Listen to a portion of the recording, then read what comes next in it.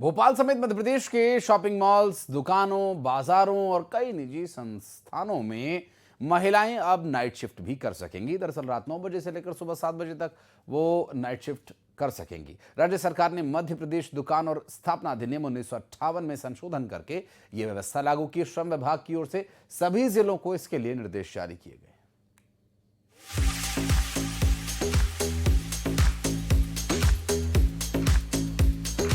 मध्य प्रदेश में महिलाओं के अच्छे दिन आ गए हैं। अब महिलाएं रात में भी काम कर सकेंगी। भोपाल समेत मध्य प्रदेश के शॉपिंग मॉल्स, दुकानों, बाजारों और कई निजी संस्थानों में महिलाएं नाइट शिफ्ट कर सकेंगी। राज्य सरकार ने मध्य प्रदेश दुकान और स्थापना अधिनियम 1958 में संशोधन कर महिलाओं के लिए रात 9 बजे से लेकर सुबह 7 बजे तक काम करने की व्यवस्था लागू कर दी है। श्रम विभाग की तरफ से सभी जिलों को निर्देश भी जारी कर दिए गए हैं। हालांकि शर्त यह है कि रात में ड्यूटी पर तैनात महिलाओं के लिए सुरक्षा के पर्याप्त इंतजाम करना अनिवार्य होगा। सरकार का दावा है कि इस नई व्यवस्था से महिलाओं को समान अवसर मिलेंगे, साथ ही संस्थानों को भी अब वर्क फोर्स में लचीलापन मिलेगा। सबसे पहली बात तो सरकार ने मैंने देखा जो शर्तें रखी हैं तो वो महिलाओं की सुरक्षा से संबंधित शर्तें सबसे महत्वपूर्ण रखी हैं। यह हमारी सरकार की बहुत बड़ी खूबी है कि महिलाओं की सुरक्षा को ध्यान में रखते हुए आगे कदम बढ़ाए जाते हैं। तो ये बहुत ही अच्छी चीज़ है कि महिलाएं रात में और काम भी कर सकती हैं। अच्छा, कई महिलाएं ऐसी भी हैं उनके दिन में और भी दायित्व कई रहते हैं जिसकी वजह से और उन्हें काम की आवश्यकता है, जिसकी वजह से वो अगर दिन में समय नहीं दे पा रही हैं तो वो रात में समय दे सकती हैं। तो सरकार के द्वारा ये उठाया गया कदम बहुत ही अच्छा है और स्वाभाविक है इससे हमारी अर्थव्यवस्था पर भी काफ़ी अच्छा असर पड़ेगा और महिलाओं को भी रोजगार के काफ़ी अवसर मिलेंगे। महिलाएं बहुत इस दिशा में आगे जाएंगी। महिलाओं के लिए नाइट शिफ्ट को मंजूरी मिलने से महिला व्यवसायी भी खुश नजर आ रही हैं और सरकार के फैसले की तारीफ कर रही हैं।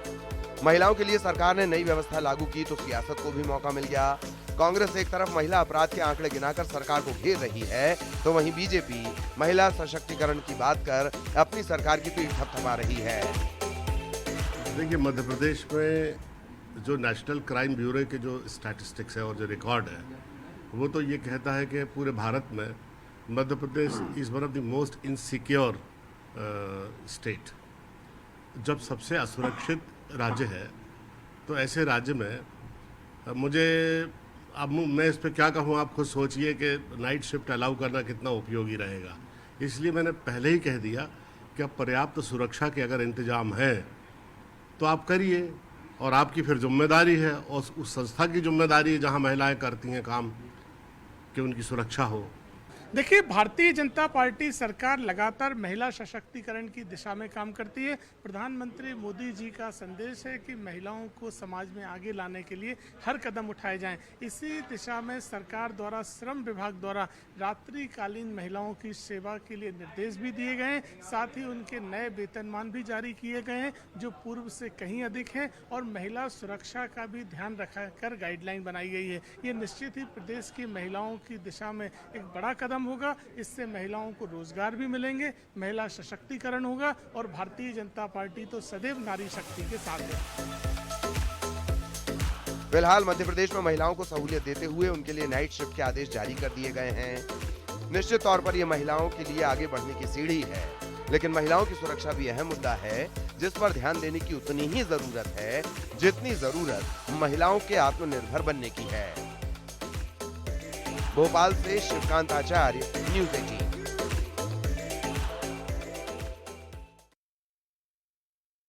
सुरक्षा के बीच यात्रियों का तीसरा जत्था नुनवान बेस कैंप से पवित्र अमरनाथ जी की गुफा के लिए रवाना हुआ। बम बम भोले की जयकारों के बीच भक्तों ने यात्रा शुरू की। पिछले 2 दिन में कुल 26,813 यात्रियों ने बाबा बर्फानी के दर्शन किए।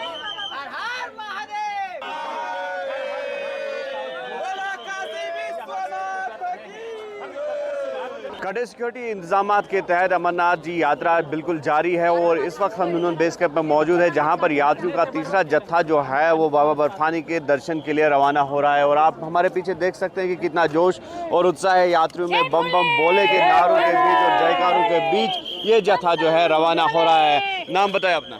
अब मेरा शशिकला दळवी कहाँ से आप? नासिक से। नासिक से आप है, तो किस तरह का माहौल पाया जा रहा है? बहुत अच्छा है, बहुत अच्छा माहौल। तो पहली बार आप यात्रा पे आ रही हैं? पहली बार आ रहे हैं। तो पहली बार का अनुभव किस तरह का है? बहुत अच्छा अनुभव है। हाँ, तो आप नाम बताइए सर। मधुकर पाटिल, नासिक से। हाँ, नासिक से आप भी है। तो ये बताइए कि अभी जो कश्मीर में आप आए हैं, तो तीसरे जत्थे के तहत आप जा रहे हैं, तो किस तरह का माहौल, किस तरह का वातावरण? बहुत अच्छा सा माहौल है, लोग बहुत कोऑपरेट करते हैं, जगह जगह पर लंगर लगे हुए, खाने पीने की कोई कमी नहीं है, सब हर चीज़ खाने को मिलती है और सब लोग एक दूसरे को सहाय भी करते हैं, मदद करते हैं। प्यार से जा जय भोलेनाथ। सब लोग प्यार से जा रहे हैं और हम तो धन्यवाद देंगे, मिलिट्री को धन्यवाद देंगे कि आपके वजह से हम लोग यहाँ पे हैं। उनके लिए हम प्राउड फील कर रहे हैं। भारत माता की जय। आप बताएं नाम। सब बहुत बढ़िया है, एकदम इंतजाम भी बहुत अच्छी तरह से किए गए आप ही सारे। और जो इंडियन आर्मी का सपोर्ट हो रहा है सब भाविक लोगों के लिए, वो सबसे ज़्यादा बढ़िया हो रहा है। और जो भाविकों का जो लगा था इस बार जो हुआ था पहलगाम में, उसका कुछ असर हुआ नहीं। जो भाविक की आने का जो है सैलाब है, वो सैलाब पूरी तरह से जो के वही है। इसलिए हम सब बोलेंगे जय बाबा बर्फानी। कहाँ से आप? सर नासिक, महाराष्ट्र से। मैं राजस्थान से। प्रहलाद एक नगर। हाँ, बताइए।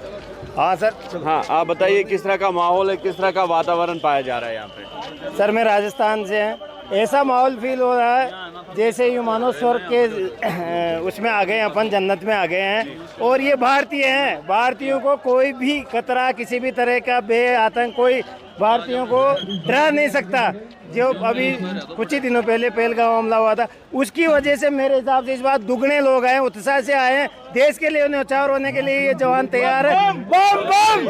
और बाबा अमरनाथ की मेहरबानी है तो कोई किसी का कुछ नहीं बिगाड़ सकता। देश के दुश्मन कितनी भी कोशिश कर ले, हमारे देश की आर्मी, हमारा प्रशासन, हमारा नेतृत्व इतना सॉलिड है कि कोई अपना कुछ नहीं बिगाड़ सकता और हम सुरक्षित हैं। और बाबा अमरनाथ की सब पे मेहरबानी है। आप बताएं नाम। तीसरे जत्थे के साथ आप जा रहे हैं, किस तरह का माहौल, किस तरह की खुशी पाई जा रही है? अच्छा लगा। देश के प्रशासन से धन्यवाद देना चाहता हूँ कि इसमें इतना चप्पे चप्पे प्रशासन है कि परिंदा भी पार नहीं मार सकता। कहाँ से आप? हम बिहार शरीफ से हैं, नवादा जिले से हैं। आप बताएं नाम। हाँ। हम यूपी लखनऊ से हैं। अच्छा।